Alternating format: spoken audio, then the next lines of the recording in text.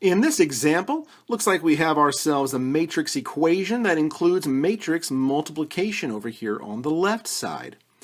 But you'll notice something pretty wonderful here is that we're actually multiplying this by the identity matrix, which means that when I take this matrix and multiply it by this guy, I'm going to get the same thing.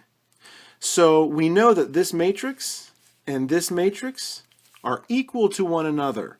So we don't even need to do this multiplication because this is like multiplying something by 1. It doesn't change its value. So I can go ahead and cross that out. It was there just to kind of maybe confuse us or make the problem look a little harder, but it's not really. So we have this matrix on the left equaling this matrix on the right. So I have a couple of equivalent matrices. So that means that all their corresponding entries are going to be equal.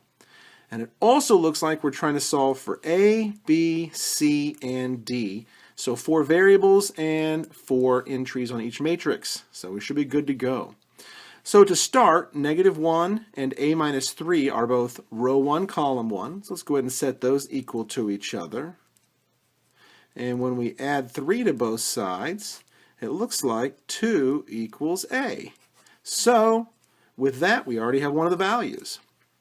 So row 1, column 2, it looks like 2b plus 5 equals -7.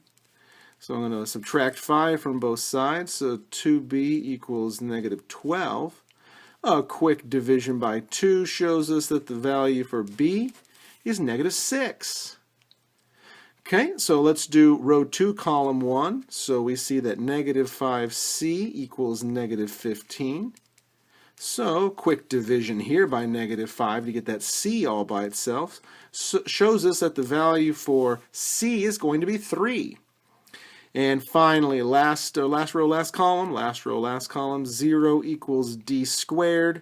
So you can do the square root of both sides if you like, but anyway, 0 equals d, or d equals 0. So the great thing about this problem is that even though we had this matrix multiplication, we were multiplying by the identity matrix, which means these values are not going to be changed. When I multiply them together, I'm going to get this matrix again. So I was able to not even worry about that multiplication, but just look at setting this matrix equal to this matrix and using my idea of equivalent matrices and setting all these corresponding entries equal to each other. I had 4 nice equations, and now I have values for all of those variables.